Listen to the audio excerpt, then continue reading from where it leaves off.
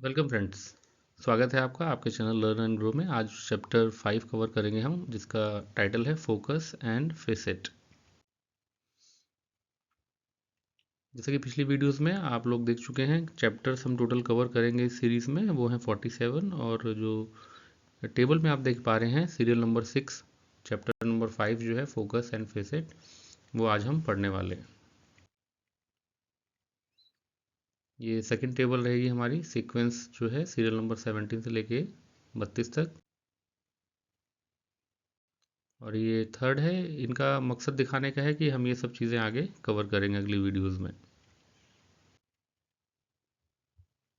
चलिए बिना समय गंवाए हम लोग शुरू करते हैं। चैप्टर 5 जो है फोकस एंड फेसेट, ये थोड़ा सा स्लाइटली लंबी क्लास है, बट मैंने कोशिश की है कि इसको इन शॉर्ट ब्रीफली हम लोग समझ सकें। तो जो मेन क्लास होता है उसको कैनोनिकल क्लास या फिर हम बेसिक क्लास भी कह सकते हैं। इनका जो एब्रीविएशंस है वो आप देख सकते हैं, मैंने येलो कलर से हाईलाइट किया हुआ है। और बताना चाहूँगा मैं आप लोगों को कि मेन क्लास होता है विषय, किसी भी सब्जेक्ट जो बुक का टाइटल होता है उसे मेन क्लास कहते हैं। तो मेन क्लास में बहुत सारे वर्ड हो सकते हैं किसी बुक के टाइटल में, 4-5 वर्ड हैं मान लीजिए। तो मेन क्लास डिसाइड होगा, उसके बाद फोकस, जैसे हम लोग टॉर्च की रोशनी मारते हैं किसी दिशा में, तो फोकस या फेसेट उसी चीज़ को कहा गया है। आगे हम और डिटेल में जानेंगे।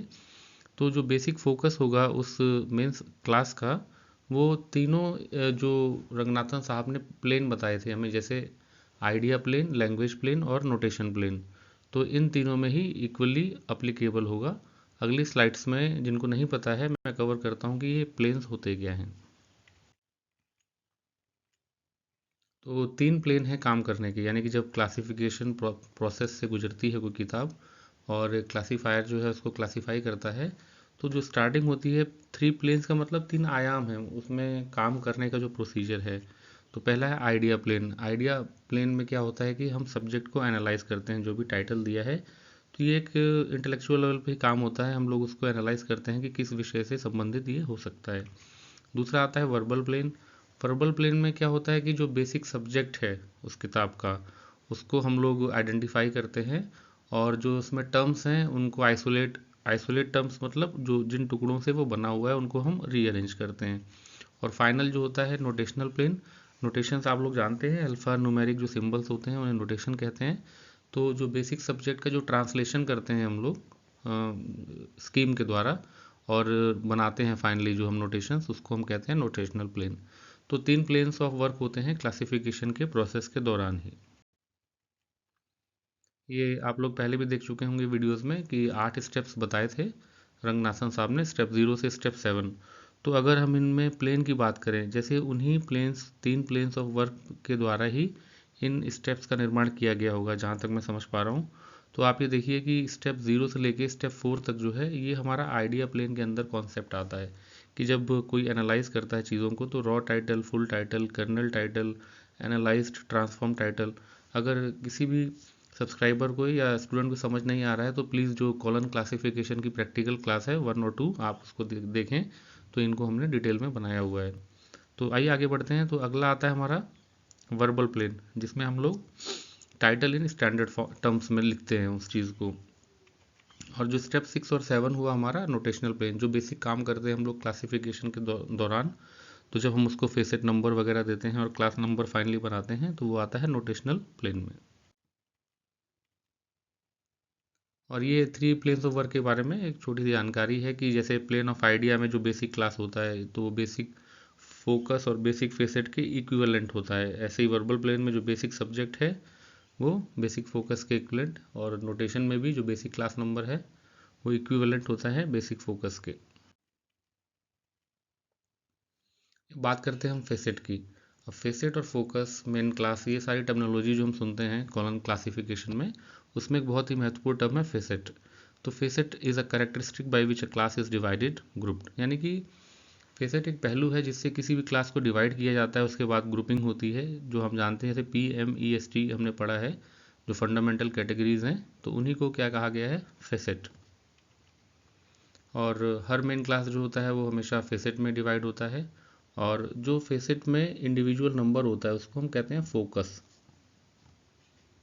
जैसे उदाहरण के लिए देखें, हिंदी लिटरेचर एक शब्द है, तो हिंदी और लिटरेचर इसमें की जो फोकस है वो हमारा लैंग्वेज फेसेट है कि किस में लिखा गया है, हिंदी में। और क्लास क्या रहेगी इसकी, लिटरेचर।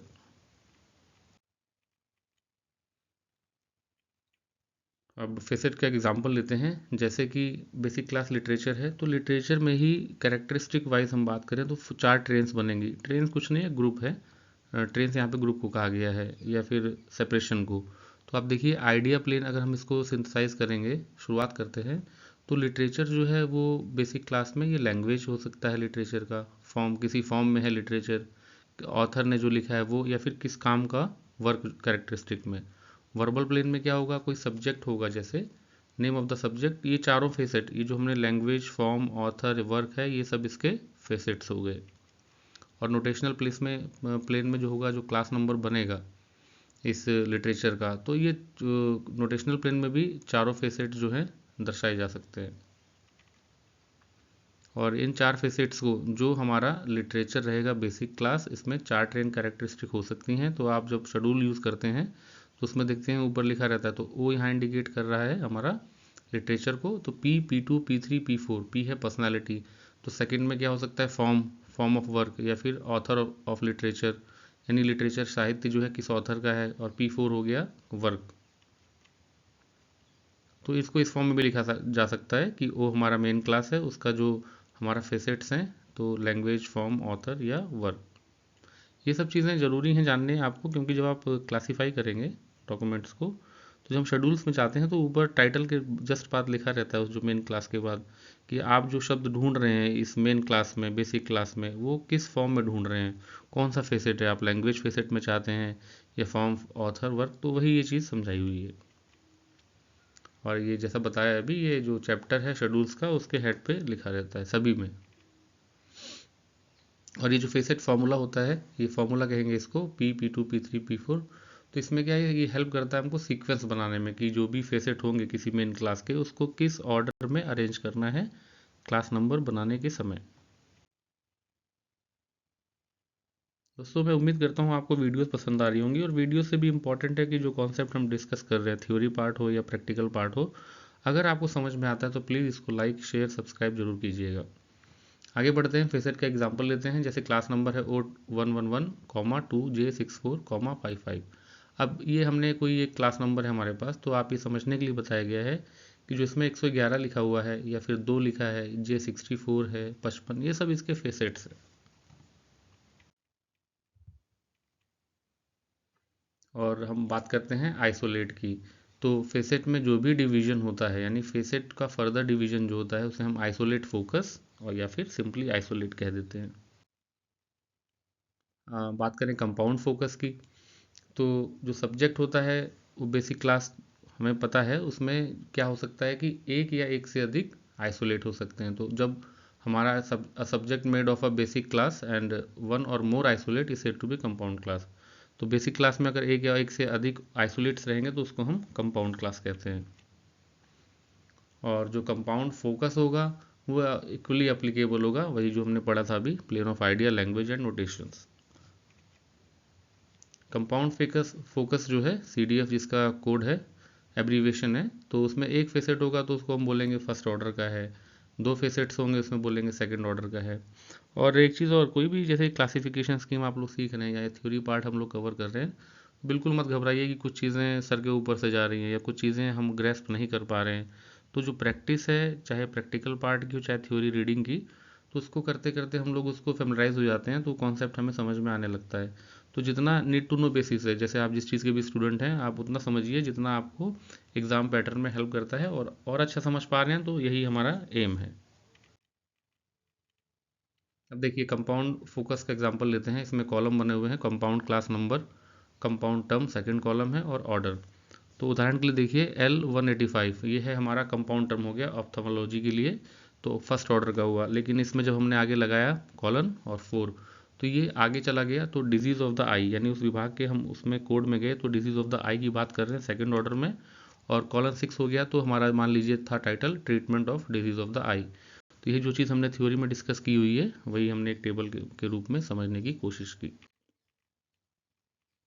अब देखिए कंपाउंड फोकस का एक और जो नंबर एल था हमारा, वो मेडिसिन रिप्रेजेंट करता था, वो था हमारा बेसिक फोकस। आप तो थर्ड कॉलम में देखिए, एल जो हमारा नंबर है वो मेडिसिन और बेसिक फोकस। उसके आगे जो हमने कोट्स लगाए हैं 185 फॉर आई, वो आइसोलेट फोकस हो गए। 4 हो गया डिजीज, वो भी आइसोलेट फोकस। 6 हो गया ट्रीटमेंट, आइसोलेट फोकस। तो इसी चीज़ को हमने थ्योरी में अभी पीछे पढ़ा कि जो हमारा कंपाउंड क्लास होता है, कंपाउंड फोकस होता है, उसमें क्या है, one or more than isolate focus add होते हैं, तो उसको हम बोल देते हैं कंपाउंड फोकस।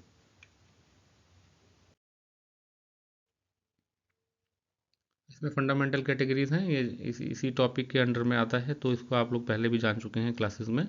जस्ट पीएमईएसटी सभी को याद रहता है, और इसका सेग्रीगेशन डेफिनेशन भी आप लोग जानते हैं। तो जो इंपॉर्टेंट चीज़ है ये लोग भूल जाते हैं कभी कभी एग्जाम के ड्यूरेशन में। इंडिकेटर डिजिट्स जो हैं प्लीज़ आप इनको याद रखिएगा, पी कॉमा, मैटर है semi colon, energy colon, space dot, और इन्वर्टेड कॉमा है टाइम के लिए। आइए आगे बढ़ते हैं। इसमें इसी चैप्टर में एक और कंटेंट है जिसका नाम है, टॉपिक है, वो हम कवर करेंगे, राउंड ऑफ मैनिफेस्टेशन। तो जैसे उदाहरण के लिए लें कि राउंड ऑफ मैनिफेस्टेशन क्या होता है। एनर्जी जो है किसी भी सब्जेक्ट में एक या एक से बार ज़्यादा बार आ सकती है, तो उसमें क्या है, सेकंड, थर्ड, तो जैसे अलग अलग बार आएगी एक ही टाइटल में, तो हम उसको क्या कहेंगे, लिख देंगे 2E या फिर 3E। यानी कि एक ही शीर्षक में किताब के टाइटल में अगर एनर्जी का जो पहलू है, फेसेट, 2 या 3 बार आ रहा है, तो उसको बोलेंगे राउंड्स ऑफ मैनिफेस्टेशन, यानी कि एक बार, 2 बार, 3 बार। तो ऐसे ही हम उसको, देखिए आप यहाँ पे हमने स्क्वायर ब्रैकेट में 2E से डिनोट करेंगे या फिर 3E से। ऐसे ही P और M के लिए हम जो आगे बढ़ेंगे तो हो सकता है कि हमारा 2P हो, यानी कि second round of manifestation of personality category. और लेवल्स ऑफ मैनिफेस्टेशन की बात करें, अभी हमने राउंड पढ़ा, तो लेवल में क्या होता है कि हर राउंड में एक से अधिक बार मैनिफेस्टेशन हो सकता है, जो हमारा फोकस है। तो ये देखिए, जैसे सेकंड थर्ड में मैनिफेस्टेशन होगा पर्सनालिटी या मैटर का, एक या एक से ज़्यादा राउंड में, तो हम क्या कहेंगे उसको, सेकंड लेवल ऑफ पर्सनालिटी या फिर थर्ड लेवल ऑफ पर्सनालिटी। तो इसी में एग्जाम्पल दे के समझते हैं, एग्जाम्पल से हम कैसे इस पार्ट को समझ पाएंगे। मान लीजिए O15, 2, D40 और कॉमा 3 है, ये हमारा क्लास नंबर है शकुंतला ऑफ कालिदास का। तो इसमें देखिए आप, 15 जो है संस्कृत को रिप्रेजेंट कर रहा है, P पर्सनालिटी, तो ये दिखा रहा है इसको लैंग्वेज ऑफ द वर्क, यानी कि किस में है, संस्कृत में हमारा जो वर्क है। और दूसरा हो गया, 2 कोड लिया हमने ड्रामा के लिए, तो हमारा पर्सनालिटी का P2 लिखा हमने, तो अभी हमने पढ़ा P2 क्या हो गया, लेवल ऑफ मैनिफेस्टेशन में फॉर्म ऑफ वर्क हो गया। और ऐसे ही P3 है, काली D40 जो है कालिदास के लिए ऑथर ऑफ द वर्क हो गए। और लास्ट में 3 हमने कोड लिया शकुंतला के लिए डिवीजन में, P4, तो ये हमारे काम को दर्शा रहा है। तो P2, P3, P4, ये हम लेवल्स ऑफ मैनिफेस्टेशन की बात कर रहे हैं। अब बात करते हैं formation and sharpening of isolate. Isolate को बनाया कैसे जाए, इसकी शार्पनिंग मतलब तेज कैसे करते हैं, तेज मतलब डेप्थ की बात हो रही है। तो बहुत सारे डिवाइसेस बनाए गए हैं। तो जो आइसोलेट हम लिखते हैं, बनाते हैं, जो शेड्यूल में दिए भी गए हैं, उसको और शार्प और डेप्थ में लिखने के लिए कुछ डिवाइसेस दिए गए हैं। जैसे कि क्रोनोलॉजिकल डिवाइस, समय संबंधित है, जोग्राफिकल डिवाइस है, सब्जेक्ट है, mnemonic device, alphabetical device, super imposition device. ये सारी डिवाइसेस जो है इनको हम एक एक करके देखते हैं। हम लोग ब्रीफली पढ़ रहे हैं, हम लोग समझ लीजिए कि एक इंट्रोडक्शन पार्ट है, इस पूरे किसी भी मैनुअल को पढ़ना, इतने महान जो हमारे डॉक्टर एस आर रंगनाथन जी हैं, जिन्होंने पूरा ये लिख लिख डाला, फैसेटेड स्कीम एनालिटिको सिंथेटिक, उसको हमको एक वीडियो एक क्लास में समझने में बहुत समय लगेगा। लेकिन ब्रीफली हम लोग क्या है कि आउटर से शुरू करते हैं, थ्योरी समझना, प्रैक्टिकल समझना। इंटरेस्ट डेवलप होगा आपका तो आप खुद से भी स्टडी कर सकते हैं। कुछ डाउट्स है तो प्लीज़ आप कमेंट करिएगा। तो हम बात करें क्रोनोलॉजिकल डिवाइस की, जिसको शॉर्ट में सीडी कह रहे हैं। ये क्या होता है कि क्रोनोलॉजिकल डिवाइस जो है, using the appropriate chronological characteristics for the formation of subdivision of an isolate. यानी ये जो हमें दिया गया है, ये शेड्यूल्स में आप देखेंगे एक चैप्टर दिया गया है, उससे आप लोग इसको ला सकते हैं। कोई भी आइसोलेट है मान लीजिए टाइटल में, तो उसको हमें बनाना है या उसको सब डिवाइड करना है, तो क्रोनोलॉजिकल क्या होता है वैसे, आप लोग जानते हैं कि समय संबंधित चीज़ें होती हैं। ऐसी ज्योग्राफिकल डिवाइस है, इसमें क्या होगा कि अगर हमें किसी कॉन्टिनेंट, कंट्री, स्टेट, डिस्ट्रिक्ट, इन सब की बातें करनी है सब डिवीजन में, तो हम जीडी से लेके आते हैं उसको अपना। ये सब बातें हो रही है जो हम क्लासीफाई करते हैं, तो जो कोड चाहिए हमको, उसको कंटेंट कहाँ से मिलेगा, यानी ज्योग्राफिकल डिवाइस के लिए हम जीडी में जाएंगे, हमें किसी कॉन्टिनेंट, कंट्री, इन सब चीज़ों के बारे में बात करनी है। तो ऐसे ही आते हैं सब्जेक्ट डिवाइस में। सब्जेक्ट डिवाइस क्या होता है कि इसमें वही अप्रोप्रिएट क्लास कैरेक्टरिस्टिक्स, इसके लिए अगर हमें चाहिए कि हमें जो हमारा जो क्लास है उसका जो कोई प्रॉपर्टी है उसको जानने के लिए। और the cases where S D to be used is mentioned in either schedules और इन द रूल्स, यानी कि शेड्यूल या रूल में मैंशन होगा कि हमको एस डी यूज़ करना है कि नहीं करना है या कहाँ करना है। आगे बढ़ते हैं निमोनिक डिवाइस। निमोनिक डिवाइस क्या होता है, डिजिट चूज करते हैं हम लोग डिवीजन करने के लिए क्लास का।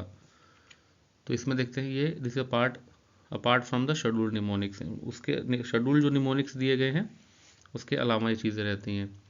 और ये इसके बारे में एक बात ये बताना चाहूँगा कि ये बहुत हाई डिग्री ऑफ ऑटोनॉमी मतलब होता है कि जो क्लासीफायर हैं तो उनको स्वतंत्रता प्रदान की गई है और बहुत उच्च स्तर की, यानी कि बहुत उच्च स्तर के जो क्लासीफायर्स हैं वही इन सब चीज़ों को इस्तेमाल करते हैं। Used by very high professional classifiers having great insight, यानी उनका सोचने का नज़रिया और वो लेवल है क्लासीफायर होने का, तभी इस्तेमाल होता है। जस्ट आप जानिए कि ये सब चीज़ें भी हमारे क्लासिफिकेशन के थ्योरी पार्ट में ये सब चीज़ें भी हैं, और बेसिक आप जानेंगे तो फर्दर आप इसको डेप्थ ऑफ नॉलेज बढ़ाने में मुश्किल नहीं आएगी। नेक्स्ट बात करें तो अल्फ़ाबेटिकल डिवाइस है। इसमें क्या होता है, फर्स्ट या फर्स्ट टू या फर्स्ट थ्री लेटर होता है किसी किसी टाइटल के विषय का, तो उसको हम लोग इस्तेमाल कर सकते हैं sub division of an isolate का। और तब इस्तेमाल होता है कि कोई सब डिवीजन का मेथड नहीं दिया गया है एक सीक्वेंस बनाने के लिए। ऐसे ही नेक्स्ट है, इसी चैप्टर का पार्ट है सुपर इम्पोजिशन डिवाइस। जब किसी कोई आइसोलेट है और वो किसी फेसेट में दिया ही नहीं गया है, शेड्यूल नहीं किया गया है, तो उसको म्यूचुअल डिनोडेशन, डिनोडेशन का वर्ड होता है कि कोई चीज़ जो लेयर बाय लेयर हम लोग अनकवर करते हैं उसको कहते हैं। तो इस चीज़ के लिए हम लोग सुपर इम्पोज्ड आइसोलेट की बात करते हैं। और जो नंबर हमें मिलता है सुपर इम्पोज्ड आइसोलेट के द्वारा, ये हमें कहाँ से मिलता है, एसआईडी में मिलता है, सुपर इम्पोज्ड इम्पोजिशन डिवाइस में। और इसका कनेक्टिंग सिंबल होता है एक हाइफन। और एग्जांपल लेते हैं, जैसे जोग्राफिकल डिवाइस में जाएंगे तो 44 जो नंबर है वो इंडिया के लिए है और 56 है इंग्लैंड के लिए। तो अगर हम 56 के बीच में हाइफन लगा देंगे 44, तो ये क्या बन जाएगा, इसको हम कैसे पढ़ेंगे, इसको पढ़ेंगे Indian territory in great Britain. तो ये किसी फेसेट में नहीं दिया होगा, ये चीज़ें कुछ चीज़ें हमको सिंथेसाइज भी करनी है, उसी के लिए बताया गया कि super imposition device, super impose करने का मतलब एक के ऊपर एक रखना या चढ़ाना। नेक्स्ट आता है हमारा फेवर्ड फोकस। तो इसमें लिखा हुआ, आप डेफिनेशन पढ़े, any focus simple or compound which represents the subject of specialization of a library or the isolate in which its collection is more नोबरेस। यानी कि किसी भी लाइब्रेरी में क्या है, अगर कोई सब्जेक्ट है या फिर कोई फोकस, कोई ज़्यादा किताब में जिसमें ज़्यादा कलेक्शन उसके पास अवेलेबल है, तो उसको उस चीज़ का फेवर्ड क्लास कहा जाएगा। उसमें सिंबल इस्तेमाल होता है डैश, लंबा डैश यूज़ करते हैं हम लोग। तो दोस्तों उम्मीद करता हूँ कि इस वीडियो में कुछ मैं प्रकाश डाल पाया हूँगा आप लोगों को समझने में। ये चैप्टर नंबर 5 था हमारा, फोकस एंड फेसेट के बारे में। इसमें शॉर्ट रिवीजन देखें तो हमने कवर किया है फंडामेंटल कैटेगरीज, फोकस क्या है, फेसेट क्या है, डिवाइसेस। तो अगली वीडियो जल्दी आने वाली है जिसमें चैप्टर 6, 7, 8 हम एक साथ कवर करेंगे, क्योंकि इसमें डिटेल्स कॉन्सेप्चुअल उतना ज़्यादा नहीं है। इसमें कॉन्ट्रैक्शंस पढ़ेंगे, कैनन्स ऑफ क्लासिफिकेशन और principle and postulates for helpful sequence. एक बार फिर से आप लोगों से रिक्वेस्ट है, please subscribe, share, like and comments. Thanks.